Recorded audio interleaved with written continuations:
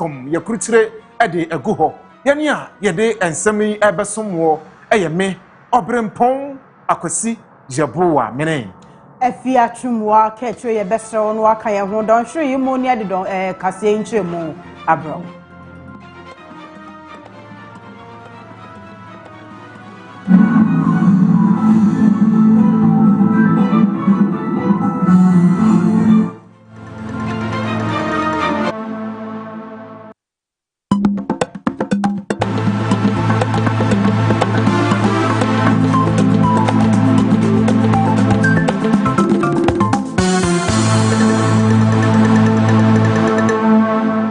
Honorable Kwabena Minta Akando ye oswafo ya ohye oman Ghana apomuden eho ensem so na nedai okopia mu awo Madina ebra free health care post wonum eda na die ewo honum na wode enkomobi atuja ne nyina ene se Ghana fo enkameya ye se sesei wonum ahu se yade batu jase ayasabia mu ajumayefo binom aya na wonsuban ya woda na die ebra yekọ na yakoji apomuden ane yarehwe no aya na enswani anunti eya magana fo esode a na wonum de ehye wonsem na otietia emra so na ne ebinum kura eboro ayaresabia mu enipa hodo bi ebinum so ede wonsa etiniti wonso kansemfo ensem a ensem fata ede kire wonum eno na Honorable Kwabena Minta Akando se adwobrɛw Ghana ni bia enya abotre sempo kwa ya sabia na se ajumayefo no bi mu sabi wonum suban a woda na die no ensem fata eni kwan se wode mra ede hye wonsem na mum esefata se empanimfo a wonum da ayasabia na no okoyi wonum asutire se de beya ahwetwe bia da ewo honum no wonum ade betwe woni a woye ajumai nurses ene doctors akodo woye ajuma no se de beya emra ebedi ni juma na yemfa emra emfa hye yensem Honorable Kwabena Minta Akando. Of course, let me admit and celebrate those who are doing wonderfully well. Let us not create the impression as though it is all of them.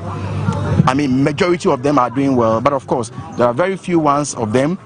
who are destroying the image of the profession. And sometimes too, if you are not there and you don't understand the circumstances they find themselves in, you may also judge wrongly. You may judge wrongly. Sometimes they become overwhelmed. You know, and so these are some of the challenges. And let me put it on record. This one is very important to me. Irrespective of however any health professional will behave in any health facility, nobody, absolutely nobody has any right to attack the person. You don't have that right. I am not encouraging them to quote unquote misbehave. If they do,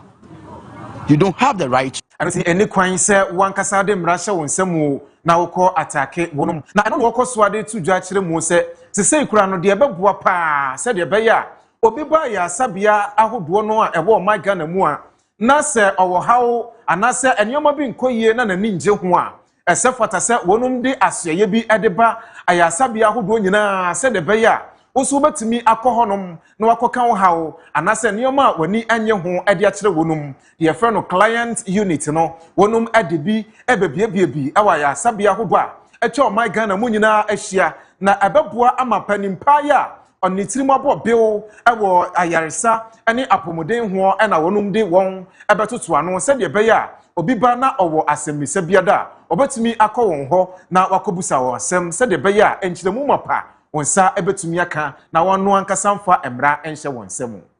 Health services is becoming a major concern. Yesterday I saw a video circulating widely from I hear allegedly coming from Takwa, and so it's been in the system for some time, and so I have directed the Director General that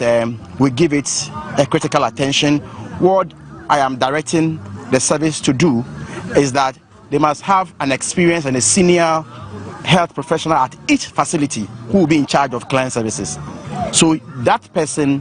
or even if it's a department, they will be liaising between the client, the patient, and the health professionals. So it is something, that's why I needed the Director General to hear. Once I say it, it's up to him to implement it. And so this is something we are going to do. It's becoming very topical, and you must listen to the people. I think that it's about time we get a whole unit, a whole department.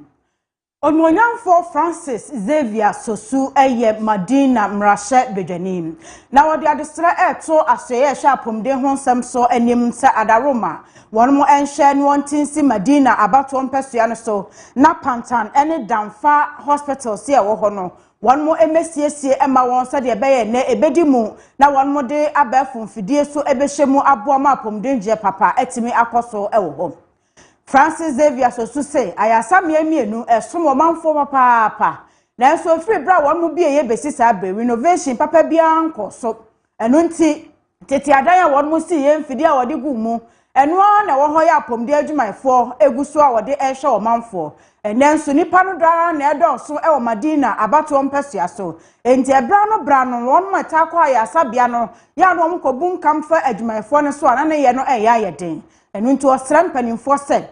woncha wani nkosha ya asam ya mienu na won mo ensiesie eniema ahodo binma eto achew e wo ho ma pomdegie ehihim no won mo hwe na won to ato ani nyina ema no emwa se de be ya adwumaifo no ani beje adwuma won mo ye ho na ayarefo a won mo so ko dada kwaje ayaresa no wani ebeje esom ye adwumaifo ede ema won no Francis Xavier Sosu ede samane nyina to dwa ebra free primary health care atna ya wode ma Madina fo ne won mo ekoda no wadie na minister kasa wie no no so na desre wode to dwa say I want to use the platform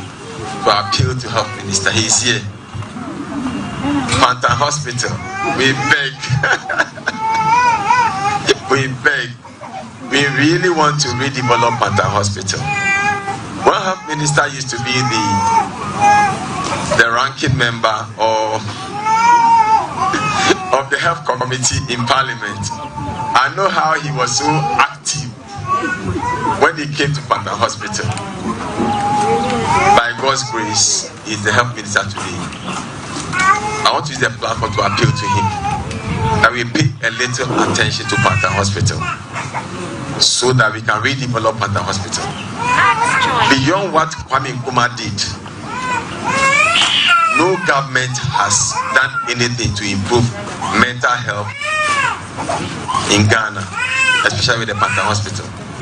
So we want to beg the health minister that he will come to our aid so we can redevelop Pantan Hospital. His Excellency John Dramani Mahama, when he came to Madina, he promised us, he says that he will develop Pantan Hospital into a modern, it's a first-class mental health facility. So now we want to hold him accountable to that. Imagine now we can redevelop Pantan Hospital. Yeah.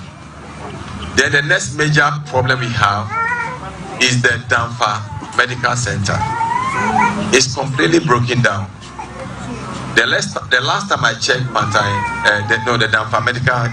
it's completely broken down. They don't have anything. We went there to donate is the beds for the delivery beds, but it's completely broken down. We want to beg.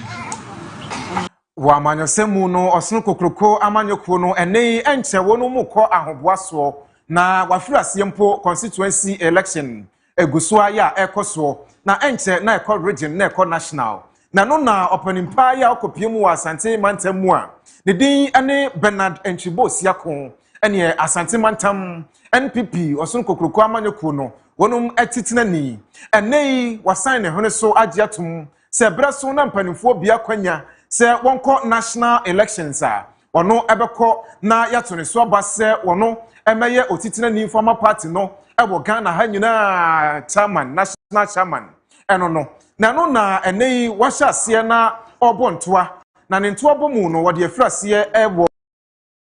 Omia Frank Atuni adema NPP amanyuko no na so ye wakone ho akobo na mane se ebere so a oka kire no se osani shira ofanta na ti se de beya obetimi so aba se ono emeye titina ni enfoma amanyuko no ewo oman Ghana mu na bere a wokoduru honum no sei e amanyuko eto na nimu pese me ye osomfo panyini ama NPP okuba kan ni nyina election 2028 no edema na medne ani adisua huna masua ewo nkunudie biinu ane ye lusu yesoso deɛ masua soso e de afiri mu no me ne me timu yi ye nyina yetimi atena na Nyankopɔn boa ma me nya nanim animonyam no wanim animonyam ene delegates MPP for na animonyam wa ye de aba beso ye nyina no waye baako na ya boa wo aye wo ye ba beboa wo se party no ebeboa wo ama watimi adi enkunim mienu a ni free bosontwe de baaye na we de baaye no enti we nim say we di free region so de ba national no enkunim de yanim enti e ba say ye ba na ya ba besro say wada Roma sa wo bompa ye bia wa bobia man support bia so wo a Dr. Mahmoud Baumia waye panin pa ya wono etia party na no wode afutuo ekọ edema woni a waye krado se opese ogina ne yeto wonso aba nyina se obi biada enhwe se party no wode beto na koma so kane se de be ya obedwene party no ho first so that asumdue ene nkabom ebetumi aba na abeboa ama omo nyina ba ko ye ya wo hwe animu kwan se woko wanimu no obetumi dia kogye tumi afri NDC wonu mu nsemu na wababu oman no wonsa ebetumi aka eno nti obia enyi watimi makame ene atemnedie emfamfiri ne kasemu ebra wonu ebo ntoa se yento wonso aba we mamu na best wishes for the contest that moko na the important to say more campaigner. Keep in mind, say after the contest, we will have to unite the party. So, Kasa Mobekam, not insults or denigrating your opponent. I will not endorse that. Tell the delegates, why they should vote for you. That is what we should do. Don't go and attack your opponent. Say, no. Say, move out to Mamia, when I'm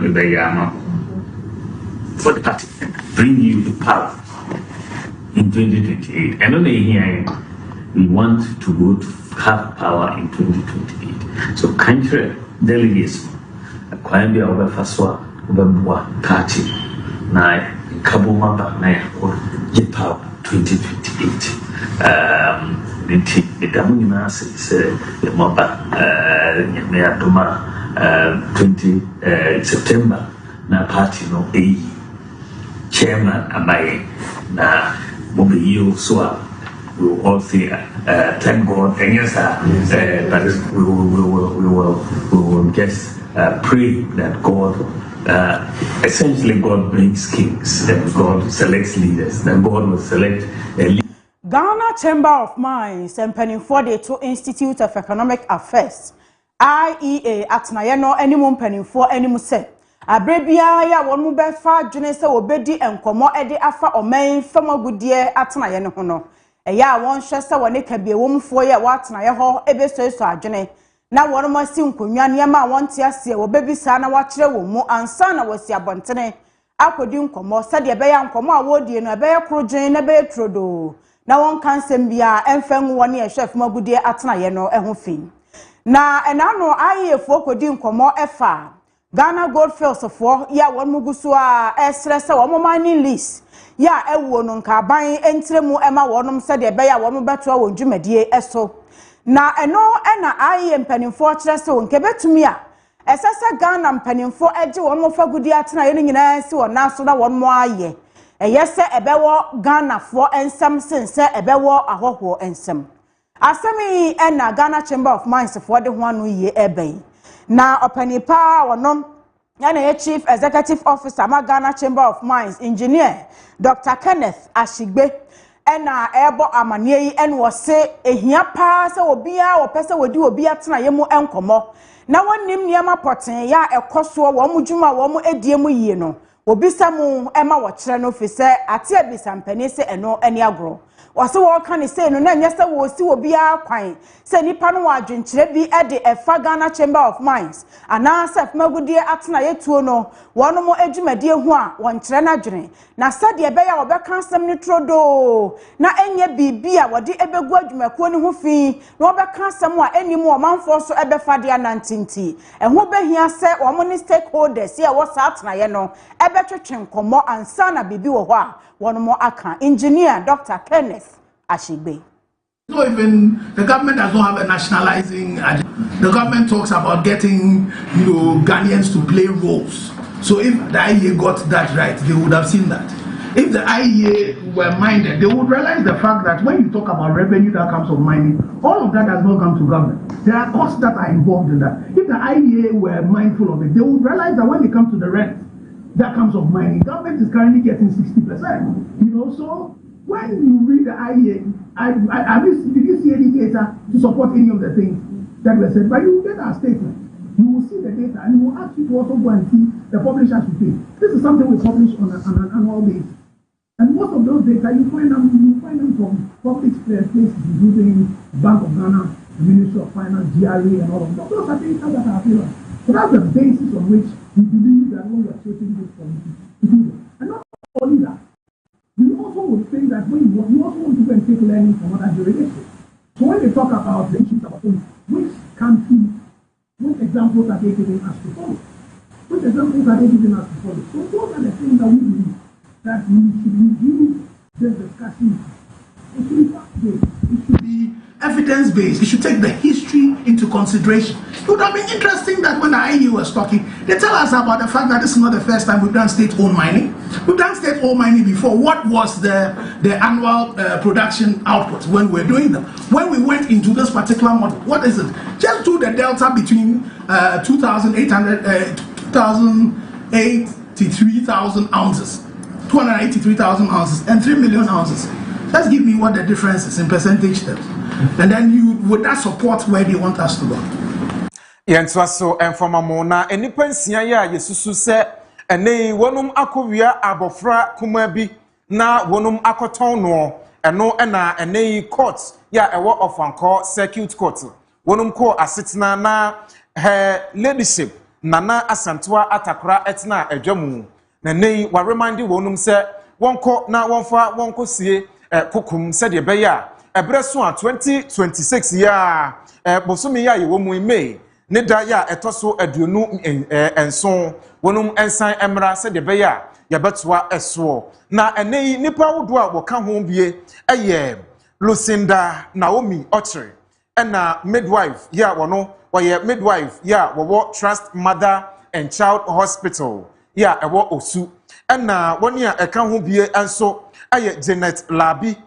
Mary Dose Yvonne Chumasi Sanso na Sekina Omar, Grace Afriye, Virginia Ajewa, ene wani a ekeka ho. Na ba kukura waka ho bie eye nurse. Ya wano eye retired midwife. Wadi mfinsia no aduson enan. Ono so eka ho bi. Wonum esusu se wati abofra no ewo kasoa ena wonum de koma midwife no. Na wano nadi animu ema wokoton. Abofra no ewo nkrampoponi mantamu a eno koto ahye se yemfa wonum enkotum se de beya ebreso na wobesan ede wonum abepie asenibia no animu na wakosoa edi asem no na abofra no maame ekyerekire nsemu se de esi ekoye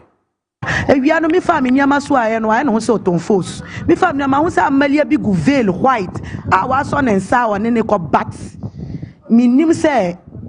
omo ewia na nipa ne nipa na am saying that we are suspect because what can picture man and drink be 4-5 days na akwala na asane what so hu nipa krok ni veil krok de ne ko ne sana tell the suspect na e back as police station ye be report you say mpa or the drink ni ba fe be 5 days me calculate be 5-6 days ni e ma me ba e kra mbra ka kire me ama omo pam no man to drink ni twene and no say da no mo na kadija no ba no say ma me no wo so no wa me picture ama me drink until I mean, Madame Faji, ye rush ye. Ye rush ye ne frosro. My sister na be rented 3rd floor no what. Tia frosro ko boni dem no I know the akwala no ko on by. yetna plegie mu na omo sesa amataade na enti omo si mami bi opeba oniba na mi wa ye area ho no wo be back aso a otimi kofa green estate the back aso a e be pay round about no akoba the way ko de no kofa GPRTU camp side e kofa aka no trotro camp de ne betwe mu eko Accra mi estate and I'm saying to nkwa na oba fe no na ntimi de ko asento na me record na me ko ma police for timi de ma police for na ja omo bo we nti ehwe bibia no na omo ko fa no to fa sati dia na nti ade e Sunday no omo friend omo bisa suspect ti dia mi ka ya na me ka kire omo bisa ono so ano so eji2 mu e de na oba afie ana o si ma me no wo soro na oba fa na no pa oba na o hye nose mask ana o hye spec amofra no wonum enye ba ko pe eye mienu na ba ko ya woka ho wono so de mfirihia no enum ne papa enso e de tudwa kire mu se ese wonum ti wono mu ana won yam ehhye won enam se won ba no won hu bia ya wakopie ano nti mpanimfo moa se de be ya ne sabetumi aka ne ba no quick time and yes nti ehu kitwa no ba penni die ebesi eneni na ehu wo mo kitwa ni die over 10 months ba penni no 5 years obedi 6 years this month ye ba na asem o mo ka cha ya na nti o mo se o mo aton nkwa bana ba ko de nan se omo nton omo nom de omo akwakoma obi but the end certain information we train them say ba ko no de we command no akoye na adwen say ko obekọ na ko asa ko ji akra no esa de na ye de akobe fufuro enti eba ne sane ye ma wo mo nso asonte ye ne ntema omo so mo ye omo hwehwe mu a omo kochi wo mo but still a penino omo se to obi ho no ma sta pass na ma obi fufuro baton pa ko na ma pass ama ama no nso no ono ndie omo nka no ho ansem ya enkire ye se si asmasi anasi but me wonder so say e den ya nipa no ka on ye be den ye be hu me bani die omo amfas ka bia omo ka che me so meboa no omo de ne be se edwuma mu timi nso so se dia ho che ne kwaye die wo se me nso mitu kwan aka m kwaye edwuma na me de brefi se die bibia be de e be kama ama me ne mere Sadie suku nkwada ya won to aso suku ji won tete nyina wia esasa wotro ensosho ya etwato no won frase mebusumi mum na no juada ya etwa mu enrampo ena won e won to aso suku no won mo ehya ase se wotro wasi ensosho no na ebia na wonim se enkwada so won mo ewo vocational any training institutions wo fra won TVET adesuafo no enya wo ne SHS fo no na etro wasi no ebomu wo so wo de wo tro ne nyina ye mejun ensoshe no na meka sei asyeye ene abedwakuo ya wo no technical any vocational education training CTVET so ebo amane se mejun ensoshe no wo ma no so de wo ho ebehyamu bisade afibia wo ye no na nkwada dodo empema de osia baako ahanum ni num 61505 ene wo free TVET suku ahodo mu na fi won mo etro en social ne biem kwankyerefo pani ya woda atnaye no ano Zakaria Sulemana ebo amane ese mebo so me da to sudu nwotwe ye joda ebe na won mo efri won social no ase na wode nyina bekọ akogu June ewo 2026 mu na wo bubu enkwada dodo a won mo etro ye 61000 no emu am o say emu 59754 womo ye candidate a wobetro social ni bi no wonom no betro certificate 2 exams ama emu 1752 womo so atro traditional TVET exams say womo kran social no wabubu mu mienu ya obia ene de wotwe said the opani no hremo no wo hye certificate 1 no enkwada dodo a womo tro afie twa mu na de toto afie de ho a na kyerese emu apagya ebi abeka ho ya wobu nkonta wo se 8.06% ena apagya akodu na kyerese ene awofo ne nkwada ne nyina ani age suku ya won kọ ekosuansa no adwuma no ho na de wo sere nyina no agina so abo anohoba ene se nyame ya adom na adwada nkwadaa nsɔhwɛ no ɛhyɛ ase a wɔn mo ɛbɛhwɛ sɛ obekuta wɔn mu die mu sɛ akyerɛkyerɛfoɔ ɛne wɔn a wɔhwɛ nkwadaa no so ama wɔn mo atwerɛ ne yie afiri mu afi exam practices ahodoɔ yɛ a ɛkɔ soɔ no afi wɔbɔ no ho ba sɛ nyaade a ebi besi enti ɔbaatan bia ɛnka na koma ɛnto ne yam.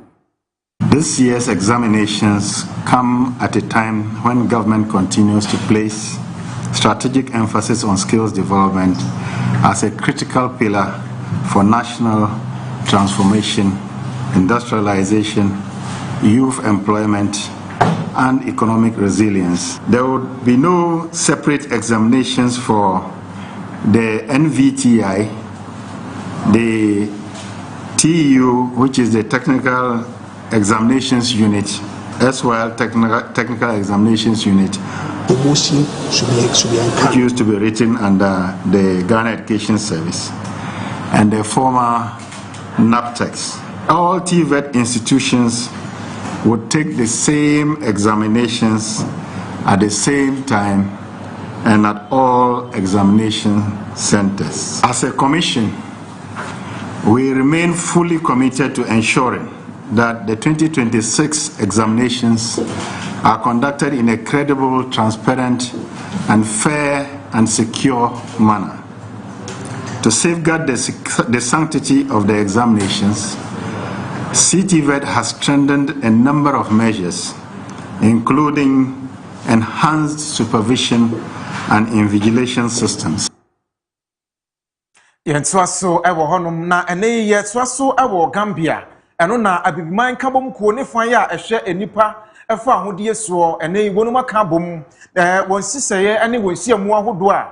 eya wosia no de etoso aduowotwe enson eno na wonum de ahyehyɛ so ewo ho na no na Dr. Kingsley Ajiman ya wono Omai Ghana mu ena ofre obepiem mu Omai Ghana oye vice chairman edema parliamentary select committee ya wonum ehwe human rights eso wokopie mu ewo ho no de tudwa se ebra so se abibiman nyina etimika ye ho ebomu se de beya ye betumi abo enipa hodo a wonum ebo abibremu ene abibremu nkuru ahodo ansa aseso nyina ye betumi abo won fa ahodie eho ban se de beya obia entietia so na ade ba ko a ebeboa ma obia tumi ehunu se wei eye fa ahodie anasa menua efo ahodie eno timi entietia so ene se ye beboa na ne ye de akyerɛkyerɛ ye betumi ade akɔyɛ suku so ahodo mu ye bekyerɛkyerɛ ma obia tumi ate ase se de beya obetumi ade obuo ne anidie ade ama enipa huhuo biada a wobehia no ne fa ahodie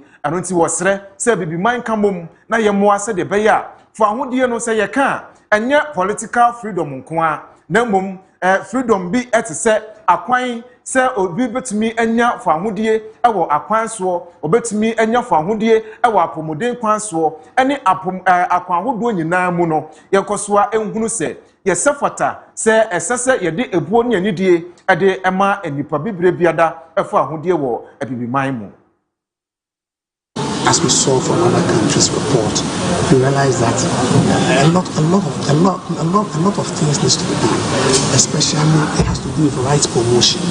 You need to promote. People should know what their rights are, because if you don't even know what their rights are, you will not be in a position to understand and therefore advocate for those rights. So I believe there has to be a lot of rights promotions within the African continent. People must know that if